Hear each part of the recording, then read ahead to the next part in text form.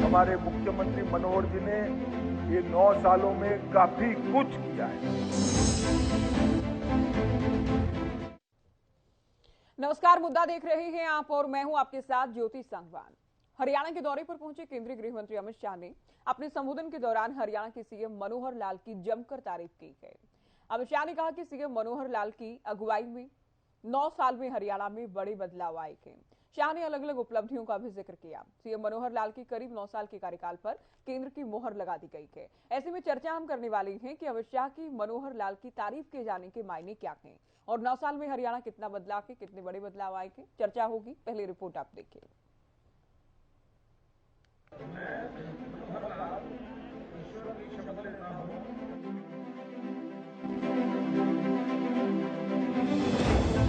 तो हरियाणा को ट्रांसफॉर्म करने के लिए हमारे मुख्यमंत्री मनोहर जी ने ये 9 सालों में काफी कुछ किया है।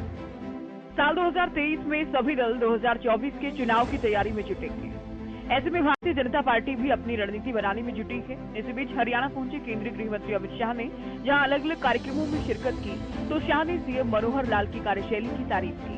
अमित शाह ने सीएम मनोहर लाल की करीब 9 साल के कार्यकाल की तारीफ की और 9 साल में हरियाणा में बड़े बदलाव का दावा किया गया।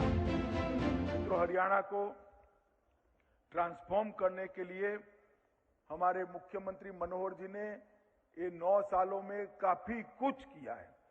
हरियाणा में बहुत बड़ा बदलाव आया है। हरियाणा वैसे पहले से भी देश की सुरक्षा के साथ जुड़ा था, मगर आज हम कह सकते हैं कि सेना में हर 10वां जवान हरियाणा से है। ये हरियाणा के लिए बहुत बड़ी गौरव की बात है कि ये वीरों की भूमि है। मनोहर जी ने एक इनिशिएटिव लिया था।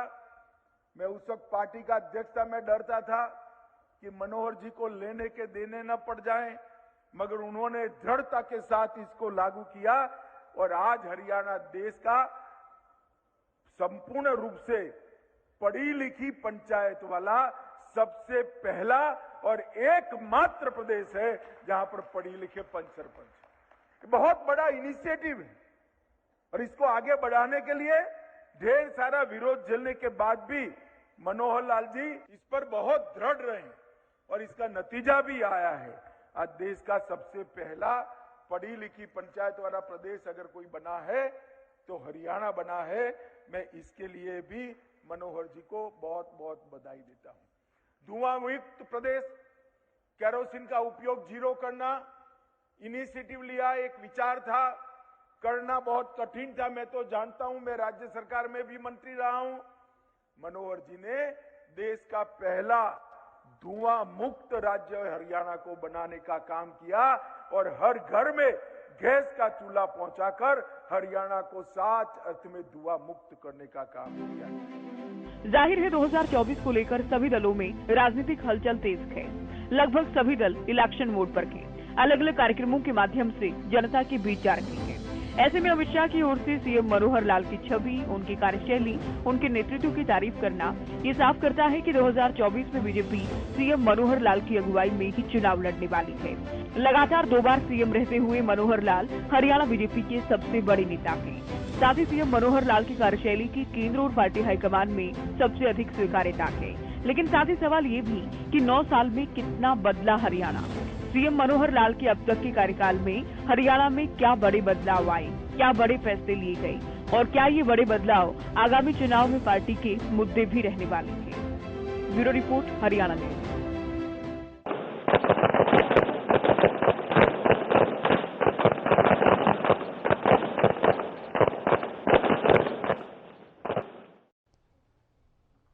तो सीएम की जमकर तारीफ की गई है। विस्तार से उनकी उपलब्धियों का जिक्र करते हुए अमित शाह ने तारीफ की है। क्या के मायने और क्या वाकई, देखिए 2 बार से तो लगातार सीएम के ही हरियाणा बीजेपी के सबसे बड़े नेता हैं सीएम मनोहर लाल। क्या ये अब स्पष्ट माना जाए कि उनकी अगुवाई में बीजेपी 2024 का चुनाव लड़ने वाली है। क्या कुछ उपलब्धियां उनकी अब तक हैं? 9 साल में, करीब 9 साल में कितना बदला है हरियाणा उनकी अगुवाई में? चर्चा हम करने वाले हैं। कुछ खास मेहमान हमारे साथ हैं। बीजेपी प्रवक्ता हुकुम सिंह भाटी जी हमारे साथ जुड़े हैं, कांग्रेस प्रवक्ता बजरंग दास गर्ग जी चर्चा में हैं, जेजेपी प्रवक्ता मनदीप बिश्नोई जी, इनेलो प्रवक्ता विजेंद्र रेड्डी जी और राजेंद्र जादून वरिष्ठ पत्रकार हमारे साथ जुड़े हैं। स्वागत है आप सभी का। शुरुआत बीजेपी से।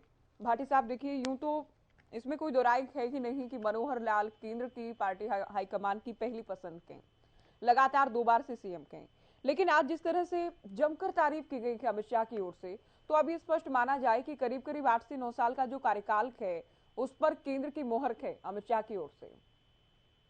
निश्चित तौर पर देखिए, आज जो अमित शाह जी ने हरियाणा प्रदेश का दौरा किया है और वो क्योंकि उन्होंने अलग अलग कार्यक्रमों में हिस्सा लिया और एक बहुत बड़ी अचीवमेंट ये रही कि आज सहकारिता के एक जो एग्रो मॉल का जो है वो उद्घाटन किया गया और जो एक एक्सपोर्ट हब बनने वाला है उसका शुभारंभ माननीय अमित शाह जी द्वारा किया गया। इसके अलावा जो उन्होंने आज विश्वास माननीय मनोहर लाल जी के नेतृत्व में हरियाणा प्रदेश में जो एक माहौल बनाया है, जो कार्य प्रणाली करके दिया उन्होंने, तो अलग अलग गिनवाए, चाहे खिलाड़ियों का मुद्दा हो, सहकारिता का मुद्दा हो, पढ़ी लिखी पंचायतों का मुद्दा हो, हरियाणा प्रदेश में जिस तरह पर्ची और खर्ची को खत्म करके और युवाओं को रोजगार दिया गया है उसका उन्होंने एक एक करके जिक्र किया है और निश्चित तौर पर उसका जो है अच्छे दूरगामी परिणाम रहेंगे और निश्चित तौर पर मनोहर लाल जी के नेतृत्व में ही 2024 के इलेक्शन में भारतीय जनता पार्टी उतरने वाली है। दूसरी बात,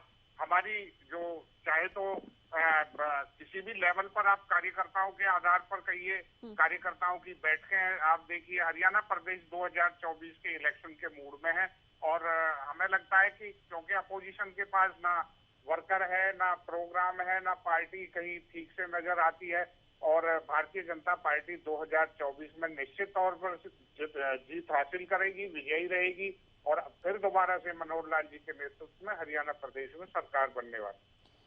बजरंग दास जी, आपने सुना अमित शाह को, 9 साल में बहुत बड़े बदलाव आए हैं हरियाणा में।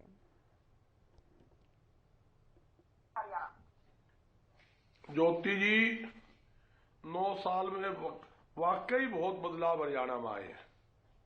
9 साल के अंदर हरियाणा बेरोजगारी में पहले स्थान पर आया है। 9 साल के अंदर लाइन ऑर्डर की स्थिति केंद्र सरकार के आंकड़े के अनुसार नंबर 1 के ऊपर है। हमारे हरियाणा में ना बहन सुरक्षित है, ना बेटी सुरक्षित है।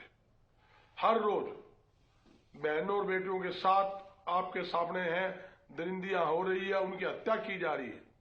और कल ही हिसार के अंदर अनाज मंडी में रहने वाली एक नेपाली बच्ची 8 साल की, उसका किडनैप करके उसका रेप किया गया, उसकी हत्या कर दी गई।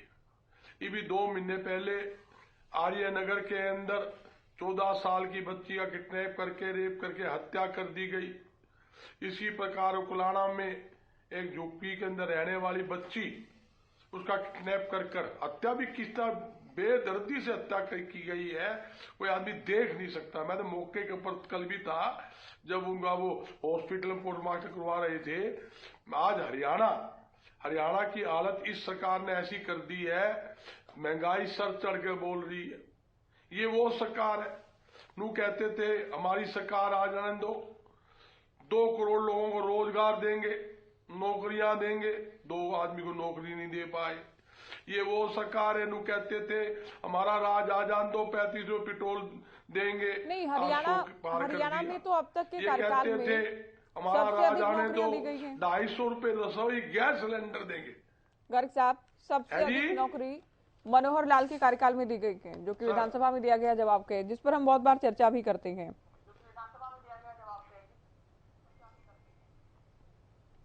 ज्योति जी, मैं नौकरी के आंकड़े बताऊं आपको जी। इन्होंने ये वायदा किया था, घोषणा की थी, कानून लेकर आए थे, प्राइवेट सेक्टर के माध्यम से, उद्योग के माध्यम से 75% हरियाणा के बेरोजगार युवाओं को नौकरी देंगे। मैं यही पूछना चाहता हूं मेरे साथी से, 75 आदमी को भी नौकरी आपने दी? बिल्कुल नहीं दी। यहाँ तक कि इनके राज के अंदर बेरोजगारी लगातार बढ़ी है, इसमें कोई दो राय नहीं। और देखिए, गांव की चुनी हुई सरकार, जिस प्रकार विधायक चुने जाते हैं, जिस प्रकार एमपी चुने जाते हैं, उसी प्रकार सरपंच चुने जाते हैं। जब इन्होंने सारे अधिकार अपने पास रखने थे तो पंचायत चुनाव कराने की क्या जरूरत थी? 2 साल से पंचायत के चुनाव नहीं कराए, 1 रुपया गांव में विकास नहीं हुआ, ईंट लगी नहीं, सड़क बनी नहीं, नाली बनी नहीं, सफाई हुई नहीं, और करोड़ों रुपए के फर्जी बिल बनकर मलाई खाने का काम किया। आज सरकार यही सोचती है सारी पावर अपने पास रख ले ताकि अपने क्षेत्रों के नाम टेंडर छोड़कर माल खा ले। जिस प्रकार फरीदाबाद के अंदर 200 करोड़ रुपए का बिना काम करवाए टेंडर भी हो गया, बिल भी बन गए और पेमेंट भी होगी, उसी प्रकार सरकार की यही योजना है कि हम गांवों में जो 2 साल से घोटाला करते आए हैं उसी प्रकार हम घोटाला कर ले। आज देखिए, प्रदेश का किसान अपना मुआवजा लेने के लिए तो फसलें खराब हुई, कपास की, नरमा की, 2020 की, 2021 की, 2022 की, 3 साल की फसलों का मुआवजा के लिए सड़कों पे बैठे हैं।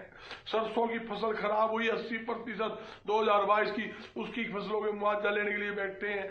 आज किसान, चलिए चर्चा में आगे बढ़ेंगे। हरियाणा सरकार का ये दावा है कि मुआवजा सबसे अधिक, अब तक का सबसे अधिक मुआवजा इस सरकार में दिया जा रहा है, इस सरकार का दावा है। मनदीप बिश्नोई जी, सीएम की जो तारीफ हुई है और जो बड़ी बड़ी उपलब्धियां सरकार की हैं, उन तमाम उपलब्धियों के लिए बधाई दी गई है सीएम को, जेजेपी कैसे देखती है?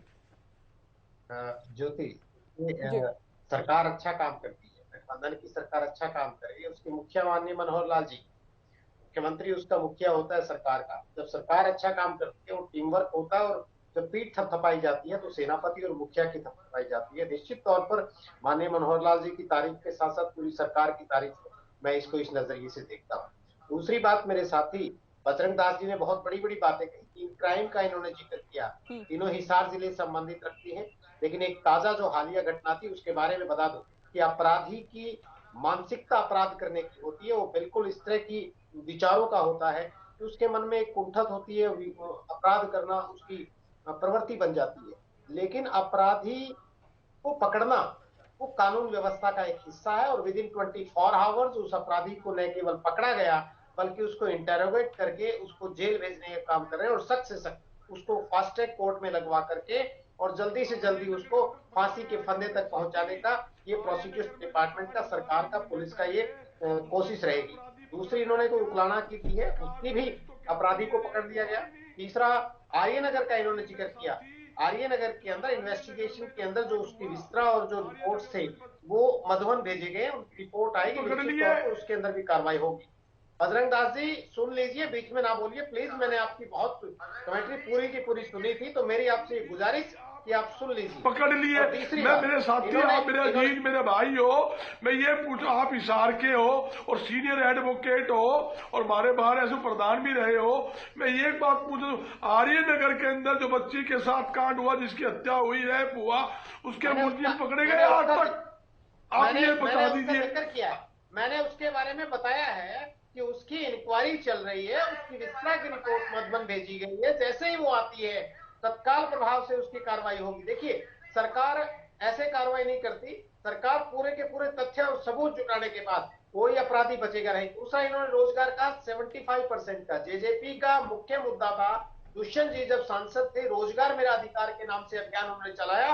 आज सरकार में उप मुख्यमंत्री है, 75% जो उनको निजी क्षेत्र के अंदर हरियाणा प्रदेश के युवाओं को रोजगार देने की बात है, उसका बिल पास हो चुका है, उसका कानून बन चुका है। जो भी थोड़ी बहुत उसमें अड़चने वो दूर करके जल्द से जल्द उस कानून को लागू करवाया जाएगा। तीसरी एक बात इन्होंने कहा कि क्या 70 लोगों को भी रोजगार दी गई है। मैं आपके ध्यान के अर्थ बता दूं कि जब दुष्यंत जी लोकसभा के मेंबर थे, पहली बार हरियाणा के अंदर अपने स्तर पर उन्होंने रोजगार मेला लगवाया, और नए उस रोजगार मेले के बाद हरियाणा सरकार ने अपने स्तर पर रोजगार मेले जिला स्तर पर लगाने प्रारंभ कर दिए, और उन रोजगार मेलों के अंदर बहुत से युवाओं को, जो स्किल्ड युवा हैं, उनको निजी क्षेत्र में रोजगार मिलता है। आपकी जानकारी के लिए बता दूं।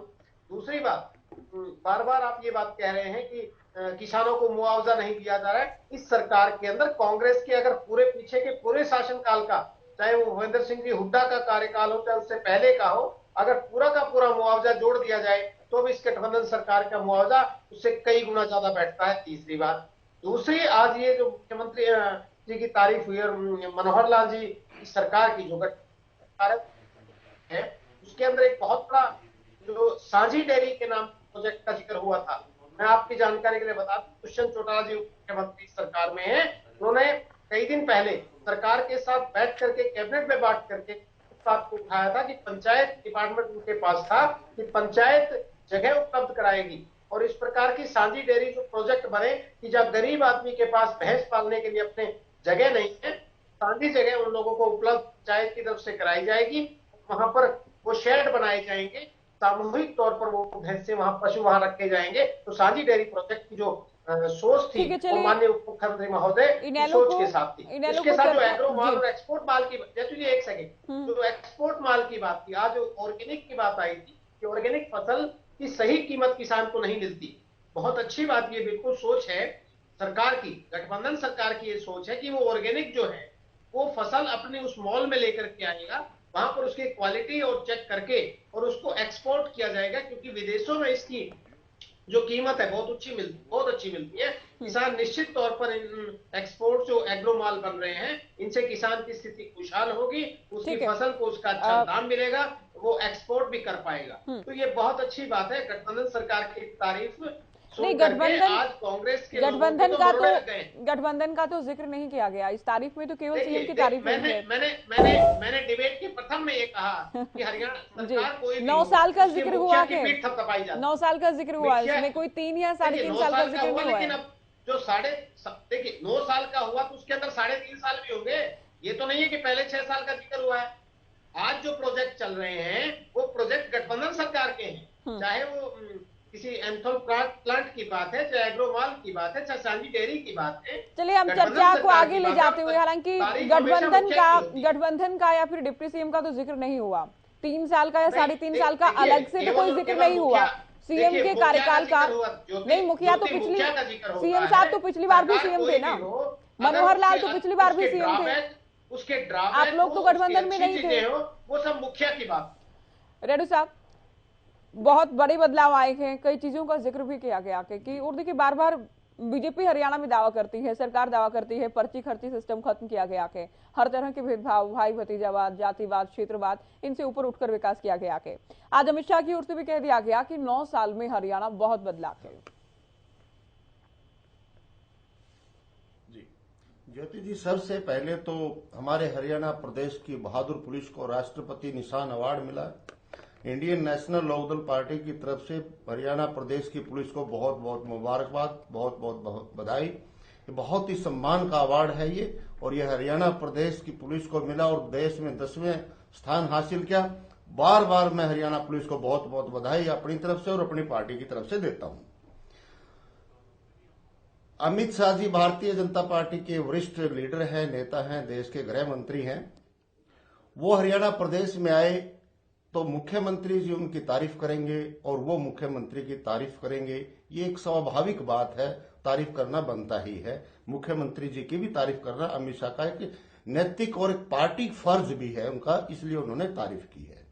लेकिन आए क्यों थे वो सब जानता है, पूरा प्रदेश जानता है। जिस प्रकार से गोहाना की रैली उनकी फ्लॉप हुई थी, उस रैली के बारे में लोकल नेताओं को बुला करके उनके कान करड़े करने का काम करने के लिए वो आए थे।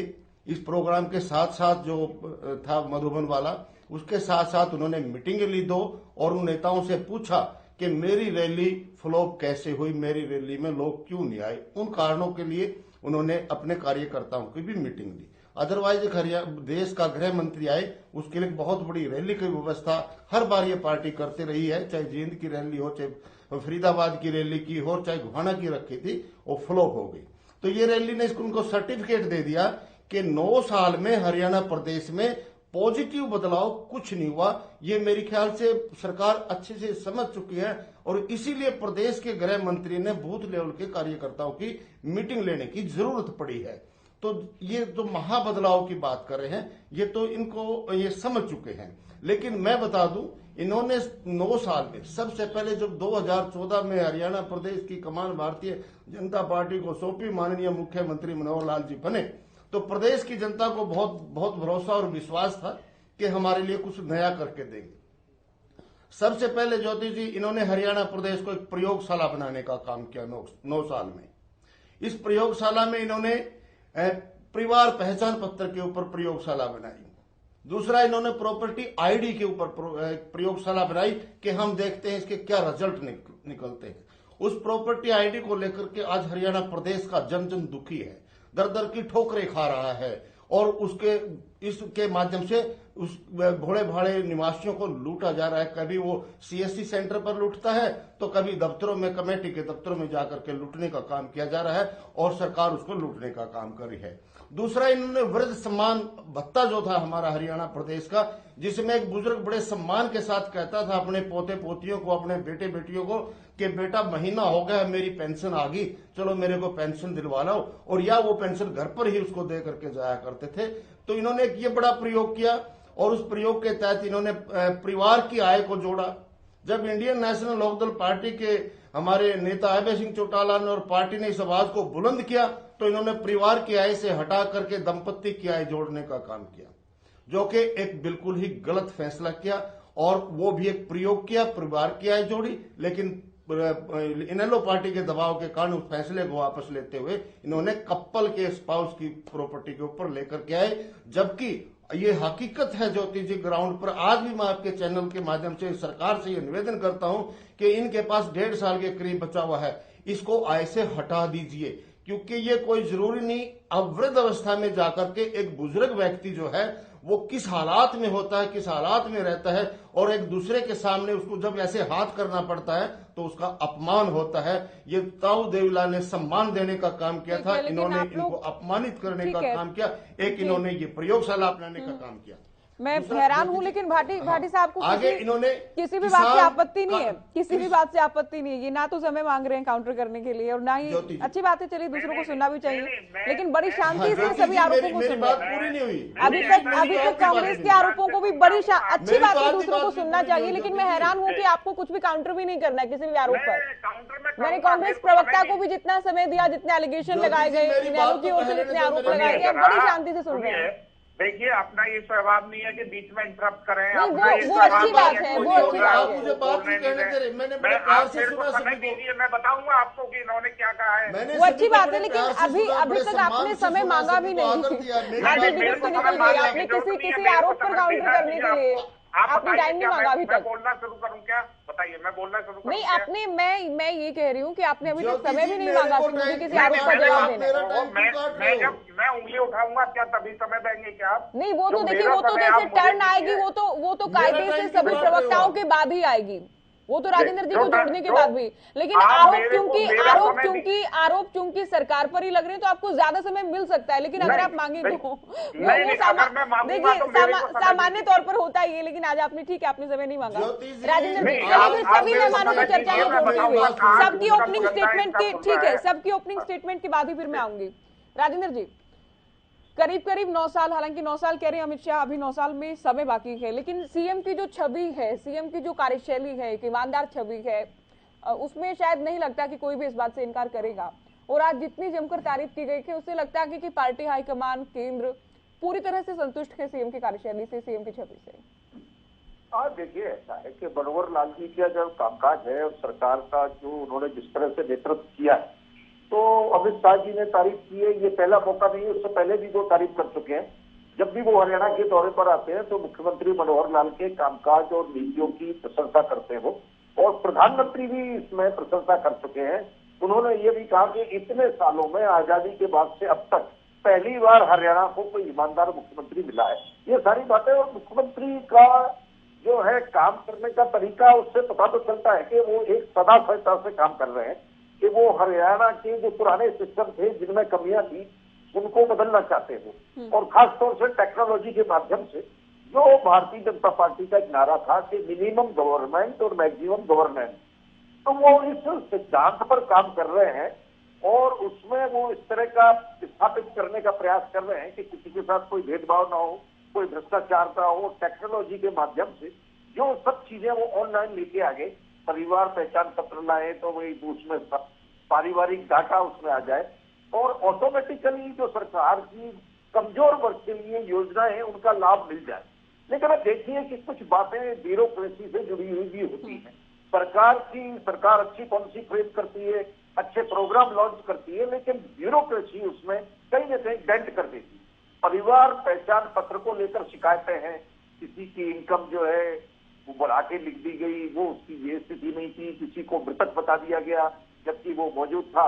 तो इस तरह का जो उनकी सामाजिक सुरक्षा पेंशन थी उसमें कटौतियां हो गई। सभी की कटौतियां गलत तरीके से हुई हो ये तो दावा नहीं किया जा सकता, लेकिन कहीं ना कहीं परसेंटेज में ये स्थिति है कि जो हकदार थे उनकी पेंशन भी गलत इनकम दर्ज करने से कट गई। तो इस तरह का है, ये ट्रांसफर सिस्टम था उसको ऑनलाइन ट्रांसफर सिस्टम किया गया है और ज्यादातर काम राशन कार्ड भी जो है उसको परिवार पहचान पत्र से जोड़ दिया गया है कि अब अपने ऑटोमेटिकली राशन कार्ड मिल जाएगा, वो सारी बात। लेकिन उसमें कहीं ना कहीं वो एडमिशन के लिए पोर्टल का प्रावधान कर दिया था। स्कूल वाले शिकायत करते हैं कि पोर्टल खुलते नहीं। तो ये सारे सिस्टम है। और एचपीएससी में जो भर्तियों में गड़बड़ियां हुई, कुछ लोग रिश्वत लेते पकड़े गए। तो सवाल ये है कि एक शुक्ल पक्ष भी है महीने का, तो उसके साथ कुछ कृष्ण पक्ष भी जुड़ा हुआ है। अब वो कृष्ण पक्ष कैसा है, किन कारणों से है, उस पर सरकार को जाना चाहिए। ज्यादातर तो ये मामले देखने में आते हैं कि ब्यूरोक्रेसी के कामकाज की वजह से जो अच्छी योजनाएं हैं उनकी जो तस्वीर उभरनी चाहिए वो उतनी उजली उभर नहीं पा रही।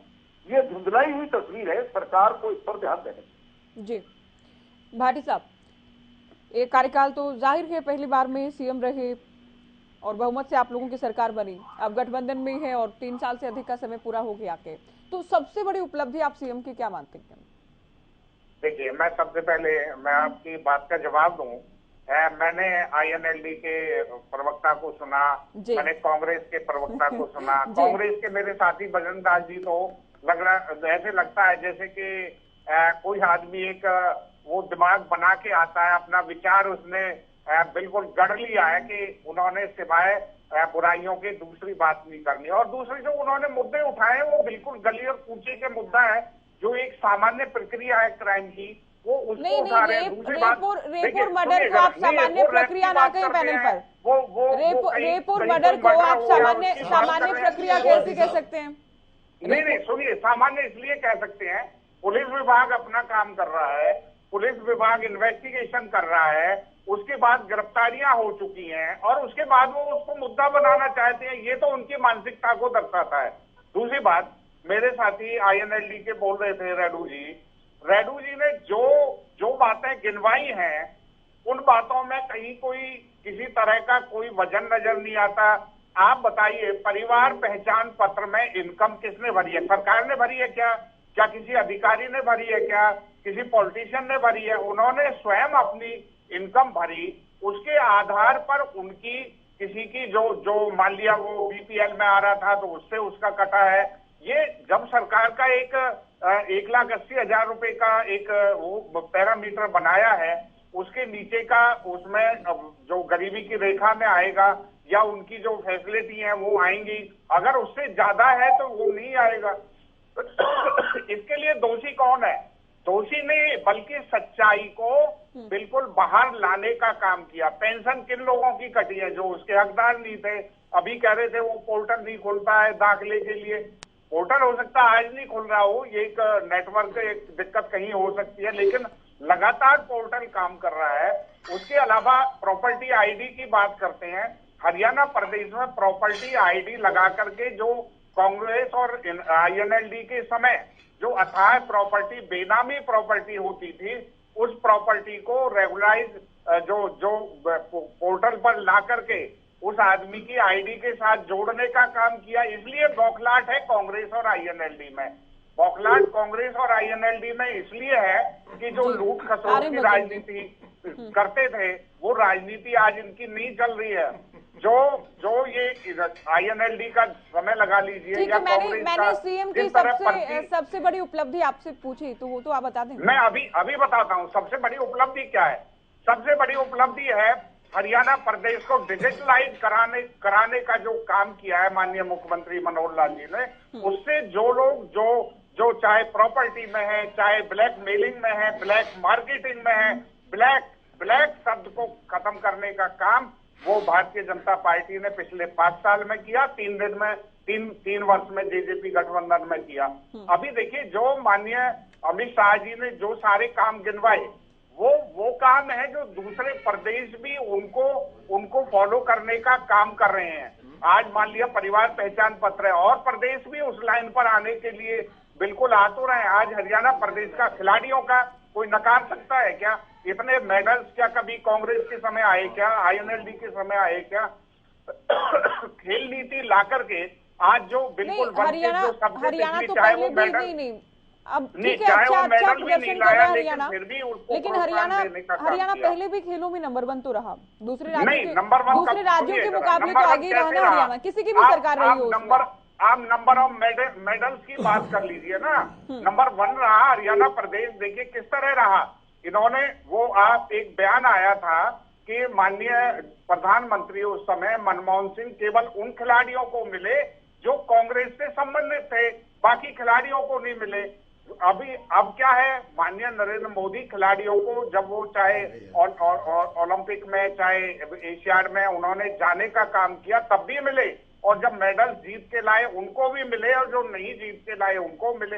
एक परिवर्तन नजर आता है। आज जो है मेरा तेरा भाई भतीजावाद क्षेत्रवाद की राजनीति नहीं होती है। बजरंग दास जी कुछ कहना चाह रहे हैं कांग्रेस में और INLD में। बजरंग दास जी, ये जो आज अमित शाह जी ने काम गिनाए हैं, आज वो रिमार्केबल काम है। पूरा देश जानता है हरियाणा प्रदेश नंबर 1 पर है।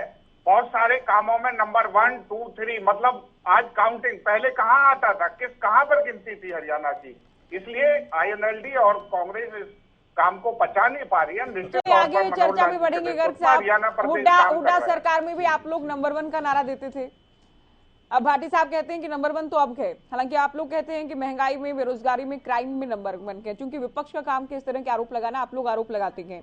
लेकिन जो भेदभाव से ऊपर उठकर काम करने की बात कही गई है भाटी साहब की ओर से, और बार बार सीएम खुद भी कहते हैं कि भ्रष्टाचार का काल CM मनोहर लाल, तो इस बात को तो स्थापित करने का प्रयास है कि करप्शन का पूरी तरह से खात्मा सरकार कर रही है।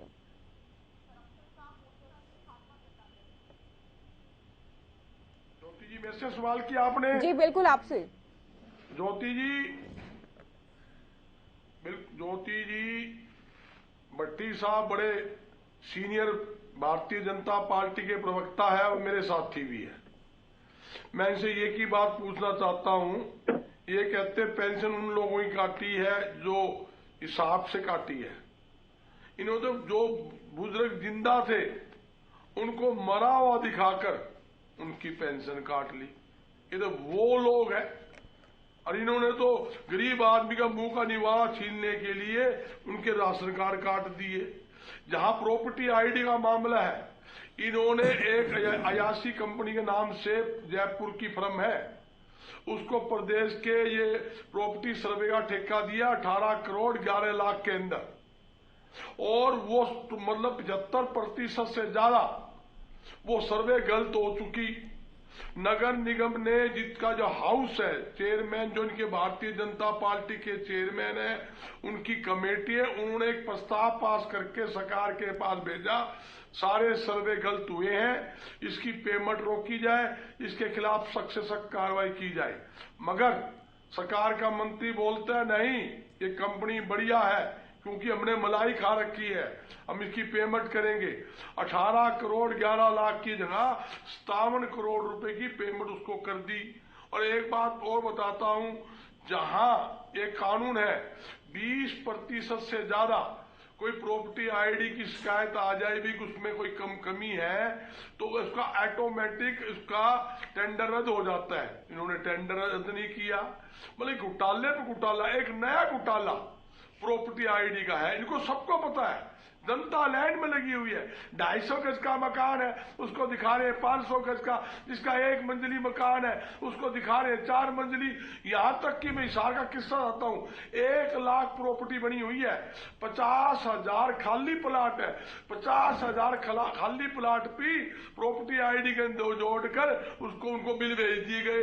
इससे बड़ा घोटाला हरियाणा में हो नहीं सकता। ये तो घोटाले की सरकार है। मेरी बात गलत हो तो मेरे पे केस दर्ज कर सकते हैं, और मैं आपको यह नहीं बता दूं बात में। यहाँ एक घोटाले की बात है, ये कहते हैं मैं हमारी सरकार यूं, अरे आपके राज के अंदर तो शराब घोटाला होया, रजिस्ट्री घोटाला आपके राज में होया, खनन घोटाला लगातार चल रहा है। खनन माफिया डीएसपी पर गाड़ी चढ़ा देते हैं, डीएसपी की हत्या कर देते हैं। ये 8 दिन पहले गोंडा के अंदर खनन माफियाओं ने 2 डीएसपी जो चेकिंग के लिए उनको ऊपर गाड़ी चढ़ाने की कोशिश की, वो तो कुदरती भगवान ने बचा दिया, वो बच गए। 3 दिन पहले यमुनानगर के अंदर खनन के जो अधिकारी थे उनको खनन माफियाओं ने पकड़ कर कमरा में रोक दिया। डीएसपी की ओर से और करनाल एसपी की ओर से भी बाद में उसमें स्टेटमेंट दी गई गर्ग साहब, जिसमें कहा गया कि गाड़ी चढ़ाने का कुचलने का प्रयास नहीं था, वो केवल भागने का प्रयास कर रहा था डंपर चालक। अगले दिन की स्टेटमेंट बिल्कुल गलत बात। मैं ज्योति जी मैं स्पष्ट करना चाहता हूं, ये बिल्कुल पूरे आपके चैनल पे भी चली है और हर एक चैनल तो मैं उसी में मैं आपको ये बता रही हूँ कि हमने डिबेट भी की है। एक डीएसपी गाड़ी चलाने की बात आई है, एक मुद्दा नहीं। आप देखिए इनके राज के अंदर सरकारी स्कूल बंद हो रहे हैं, सरकारी स्कूल की हालत बद से बदतर है, स्कूलों में टीचर नहीं, मूलभूत सुविधा ज्योति जी है नहीं, हॉस्पिटल की हालत जमा खराब, डॉक्टर नहीं, स्टाफ नहीं, बेड की हालत देख ले, सड़ते हैं, वहां कोई जाके राजी नहीं।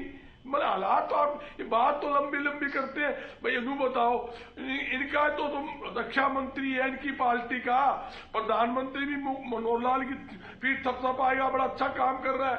अगर वो रक्षा मंत्री नू ही कह दे मनोहर लाल तेरा काम बेकार है, तो गाड़ी चली गई। एक्चुअल स्थिति ये है, दातपल के ऊपर ये बिल्कुल 0 हो चुके हैं।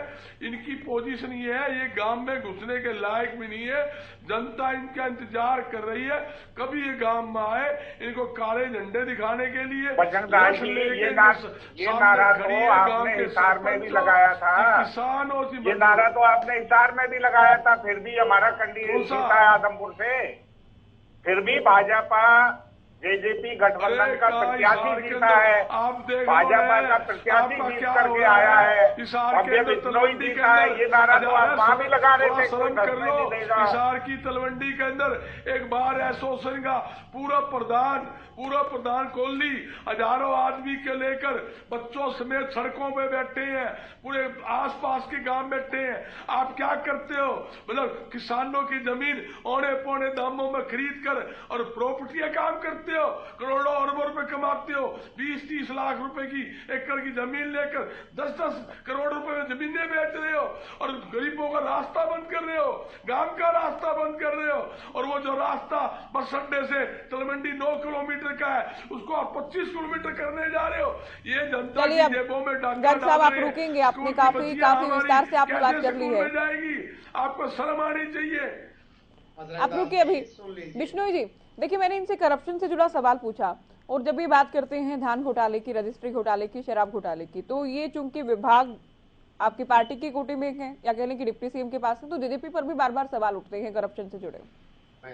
मैं ज्योति नहीं पाता हूँ, बजरंग दास बोलते हैं, रनिंग कमेंट्री करते हैं, कोई बात नहीं, ये पार्टी है, अपनी पार्टी विपक्ष का मुद्दा विहीन है, मुद्दा इनके पास है। दूसरी बात, जिन घोटालों की ये बात कर रहे हैं, चाहे इन्होंने फरीदाबाद के घोटाले की बात की हो, चाहे इन्होंने शराब घोटाले की बात की हो, चाहे इन्होंने रजिस्ट्री घोटाले का ये नाम देते हैं, दरअसल ये घोटाले नहीं है। ये घोटाले किसने उजागर किए? ये सरकारी एजेंसियों ने घोटाले उजागर किए।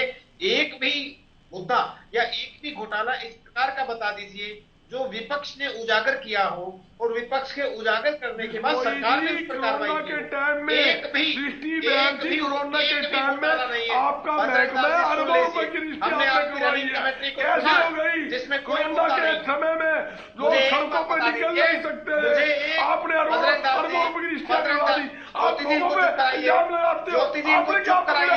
लोगों ने शिकायत की है, जब आप पकड़े गए हो आप इन्हें चुप कराइए। चुप क्या कराइए? आप लोग क्यों बोलते हो? मुझे ये बता दीजिए कि गठबंधन सरकार में घोटाला हुआ, एक भी घोटाला विपक्ष के नेताओं ने, कांग्रेस के नेताओं ने उजागर किया हो, एक भी घोटाला उजागर किया हो, आप लोग कुछ कर नहीं पाते हो। सरकारी एजेंसियां किसी ने उजागर नहीं किया, ये तो रिकॉर्ड की बात है, रिकॉर्ड पकड़ती है, न केवल पकड़ती है बल्कि उन्हें सलाखों के पीछे भेजती है। आज कोई दिन ऐसा नहीं था जिस दिन पुलिस कोई कस्टडी में शराब न थी, पकड़ा जाता हो, आपने शराब चोरी कामयाबी है करके वो शराब को बिकवाई, ये कामयाबी है आज तक वो शराब माफी है, आज तक आपने नहीं पकड़े। कहाँ बात करते हो मेरे बजरंग दास जी, बजरंग दास जी, फिर भी आप तरीका नहीं है, मैं नहीं मनने देंगे। बजरंग दास जी, ये आप तरीका नहीं सुनिए है, अभी, आप सुनिए अभी, आपको सभी प्रवक्ताओं ने सुना, आप धैर्य के साथ सुने अभी। तरीका नहीं है, ये तरीका नहीं है बजरंग दास जी। हम आपकी इज्जत करते हैं, इसका मतलब ये नहीं है कि आप बीच में इंटरप्रेट करोगे। मनदीप भाई तुम गलत क्यों बोलते हो यार? ठीक ऐसा बोलो नहीं है, मनदीप भाई, ऐसा नहीं है, बिल्कुल नहीं है। सच्चाई बोलो। मुझे या तो आप तथ्यात्मक बात मनदीप बताइए भाई, कि किसी भी एक सच्चाई घोटाले बोलो, को विपक्ष सच्चाई ने बोलो। उजागर किया क्या? सदन क्या मेरे किसी झूठ एक मत भी बोलो, क्या एक खुदा भी के घोटाले को पास विपक्ष जाना ने है। उजागर किया? सदन मेरे झूठ धान मत बोलो। घोटाला हुआ जिसमें घोटाले का नाम लेते हैं, वो सरकार ने अपनी एजेंसी के स्तर पर उसको पकड़ा, उन घोटालेबाजों को सलाखों के पीछे भेजा। शराब में अगर किसी ने घोटाला किया, उन घोटालेबाजों को सरकार ने सलाखों के पीछे भेजा। फरीदाबाद के अंदर जो घोटाले की बात ये कर रहे हैं, उस घोटाले को उजागर किसने किया? सरकार ने स्वयं उजागर किया और उनको सलाखों के पीछे भेजा। हर रोज एक ना एक रिश्वतखोर पकड़ करके सरकार उसे सलाखों के पीछे भेजने की बात कर रहे हैं। जिस एयरपोर्ट के ऊपर ये विश्वास, ये सवाल उठा रहे हैं, जिस बात को कर रहे हैं, वो सारी की सारी मन घड़त इनकी बातें नहीं चाहते इस क्षेत्र का विकास हो। आज हरियाणा प्रदेश का युवा, चाहे हिसार का है, भिवानी का है, सिरसा का है, आपका साथी फतेहाबाद का बैठा है है, मंदिर नोएडा में में। 25 से 30 मंदिर हजार की भाई, नौकरी करने आपका जा रहा है। साथी कौन क्या नहीं नोएडा बैठा के अंदर धरने पे? सरकारी नौकरी की वो एजेंसी है? प्रधान है नहीं है। मंडी का, नोएडा के अंदर सरपंच एमएनसी का बुनियाद है, आपका बार एसोसिएशन का मेंबर साथी है, जिससे आप उसके खिलाफ बोल रहे हो। आज यहाँ पर अगर इंटरनेशनल लेवल का एयरपोर्ट बनने जा रहा है, उससे यहाँ पर कार्गो एयरपोर्ट बनेगा। यहाँ का जो ड्रग पार्क बनना है 2000 एकड़ के अंदर, वो दवाइयां एक्सपोर्ट होगी, उससे यहाँ के बच्चों को रोजगार मिलेगा। हमारा क्या आप नहीं चाहते कि इस क्षेत्र का विकास हो? क्या आप नहीं चाहते यहाँ के बच्चों को नोएडा और गुड़गांव और दूसरे शहरों में जाना पड़े? क्या आप नहीं चाहते? आप वास्तव में इस क्षेत्र के विकास के दुश्मन हैं और जनता आपको पहचान चुकी है। आपने घोटाला किया तो केवल कृषि, इन किसानों की जमीन की बात आप कर रहे हैं। अगर सबसे ज्यादा जमीन के घोटाले का काम किया तो वो कांग्रेस के नाम पे घोटाले ना करो भाई। मुख्यमंत्री लोगों सिंह हुड्डा थे, किसानों और की उनकी जमीन टीम ने मत खाओ। कांग्रेस का दामाद जी को तस्करी में सजा करके जो आपने जमीनों का पैसा, जो आपने सेक्शन 4 और सेक्शन 6 का देकर ड्रावा देकर ठीक है, आप भी सुनिए अभी। डॉक्टर साहब, आप दूसरों के समय में क्यों बोलते हैं? नहीं बजरंग दास जी, ये कोई तरीका नहीं है सर, ये कोई तरीका नहीं। आप लगातार नहीं बोलते रहेंगे। आपने बेची नहीं बेची, आज किसान चुनाव में भी जाते हैं, तलवंडी गांव के लोग, उसके आस पास के गांव के लोग क्यों धरने पर बैठे हैं? आपने रास्ता बंद क्यों किया उनका? तलवंडी का रास्ता बंद क्यों किया? इसलिए बंद किया आपने जमीनें खरीद ली, जमीनें खरीद कर आपने जमीनों की कीमत बढ़ा ली, इसलिए आपने गांवों के रास्ते बंद करवा दिए। आप ये कहिए हाँ हमने घोटाले किए कि कांग्रेस धरातल से नीचे आपके सामने है, कांग्रेस आपका मेंबर, आपका साथी, बार आपके पास नेता है ना, प्रधान है, सरपंच है और संघर्ष समिति का प्रधान है, हजारों साथी, हजारों महिलाएं धरने पर बैठकर रिक्वेस्ट कर रही है। ये कोई चर्चा का तरीका नहीं है गल साहब, ये कोई तरीका नहीं। आप बार बार बीच में नहीं बोलेंगे। ठीक है विष्णु जी, आपकी बात पूरी हुई, आप अभी रुके, आप दोनों अभी सुनो।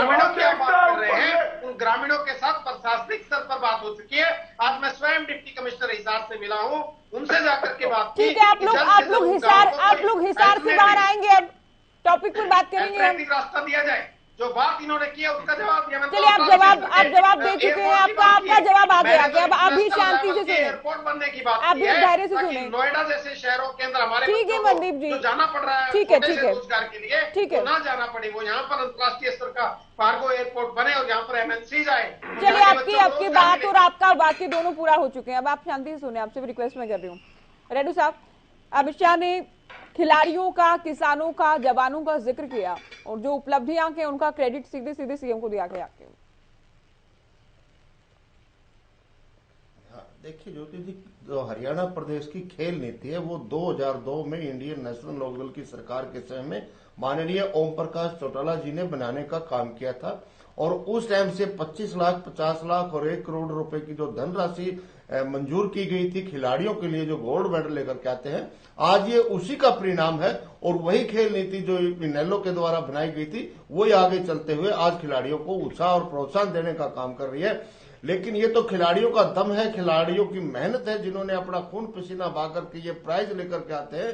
ज्योति जी, सरकार की तरफ से तो मैं आज कितनी आपको ऐसी दिखा दूं जो नर्सरियों में कोच नहीं है, वहां पर सुविधाएं नहीं है। और इस सरकार ने तो खिलाड़ियों को स्टेडियम में जाकर प्रैक्टिस करने के ऊपर भी फीस निर्धारित करने का काम किया था। ये आपके सामने, आपने भी डिबेट की थी इसके ऊपर, फीस लगा दी थी। जो जाएगा तो प्रैक्टिस करेगा तो उसको इतनी फीस हर महीने देने का काम देनी पड़ा करेगी।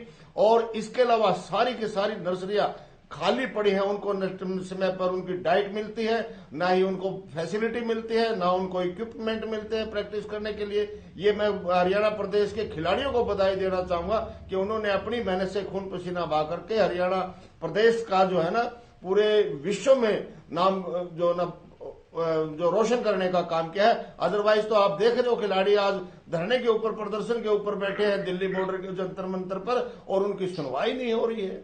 जो अंतर्राष्ट्रीय खिलाड़ी है उनकी सुनवाई नहीं हो रही है। महिला खिलाड़ियों के साथ किस तरह से अत्याचार हो रहे हैं उनकी सुनवाई नहीं हो रही है।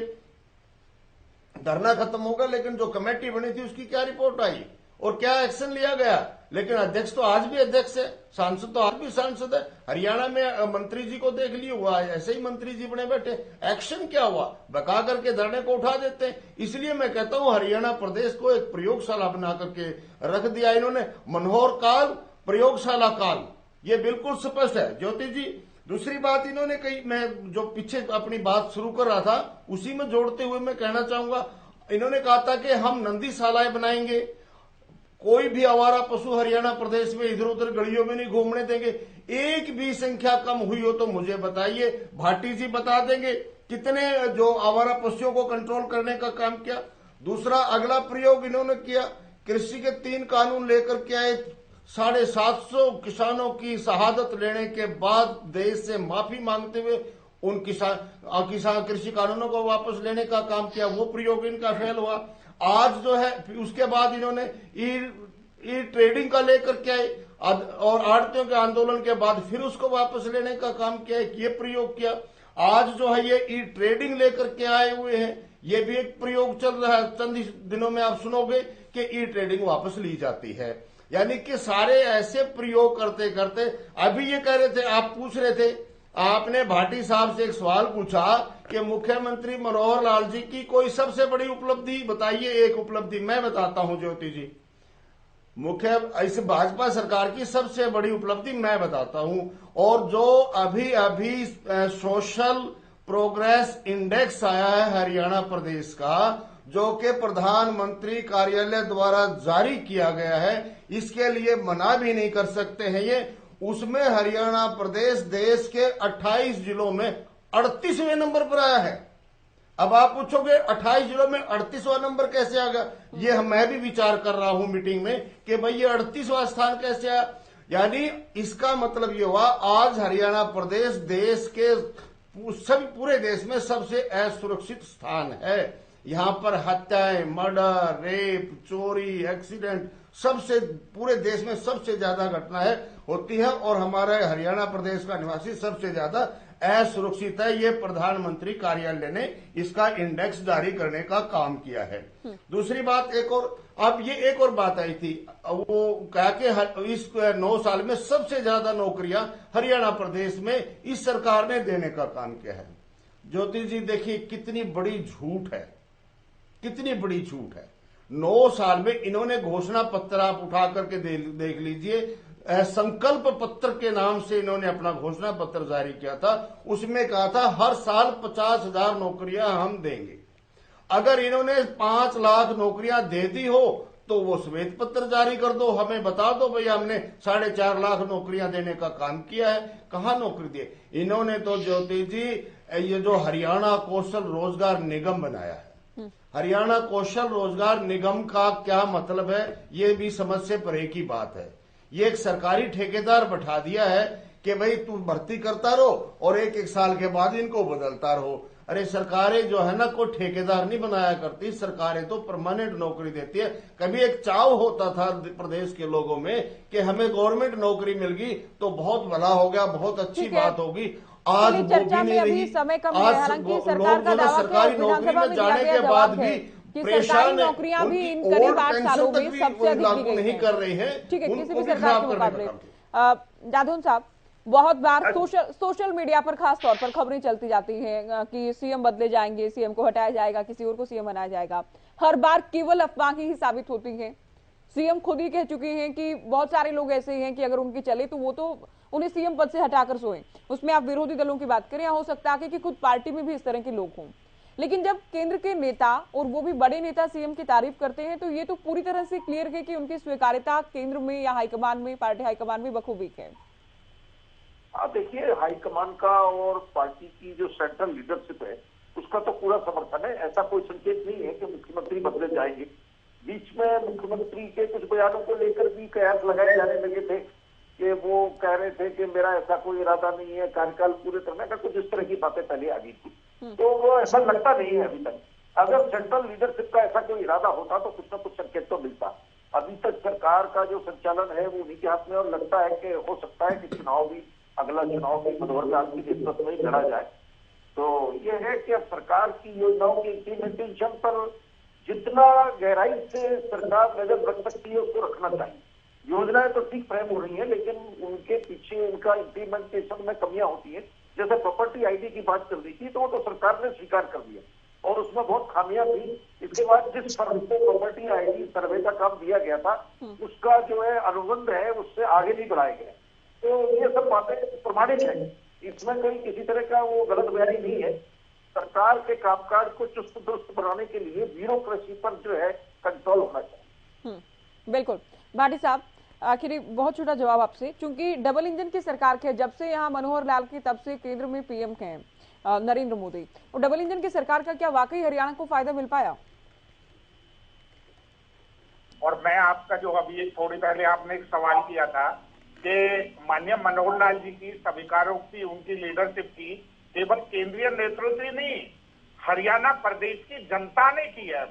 जनता का जो बार बार रुझान है, चाहे नगर पालिका, नगर निकाय का इलेक्शन लगा लीजिए, पंचायतों के चुनाव लगा लीजिए, जो सरकार को जनता ने स्वीकारोक्ति दी है वो केवल हमारे राष्ट्रीय नेतृत्व नहीं, वो जनता की स्वीकारोक्ति है। अब मैं थोड़ी छोटी बहुत जल्दी में आपके, मैं समय को ज्यादा नहीं वो दूंगा कि नंबर 1 करप्शन, इनका जो अपोजिशन बात कहती है, मैं एक एक बात का जो है, करप्शन किसने किया, प्रॉपर्टी डीलिंग किसने की, कांग्रेस ने 1800 लगभग कॉलोनियों को एक बार रिकॉग्नाइज किया। वो कॉलोनी किसने काटी? कांग्रेस के लोगों ने काटी, कांग्रेस ने काटी, मिली भगत करके काटी। करप्शन किसने किया? बाड्रा ने किया। स्काई लाइट के नाम पर गुरुग्राम में किसानों की जबरदस्ती जमीन को छीनने का काम किसने किया? कांग्रेस ने किया।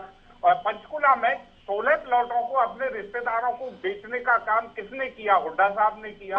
और कोरोना के समय इसकी बेटी अरबों रुपए की रिश्तियां किसने करवाई? एयरपोर्ट के चारों तरफ हजारों एकड़ जमीन किसने खरीदी? ये बताइए आप, जगह जगह कॉलोनियां काट रहे हो, वो कौन काट रहा है?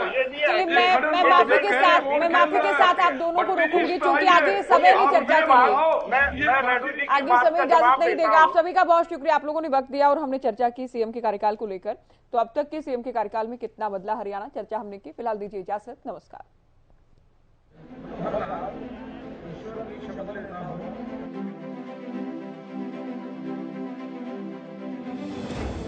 हमारे मुख्यमंत्री मनोहर जी ने ये 9 सालों में काफी कुछ किया है।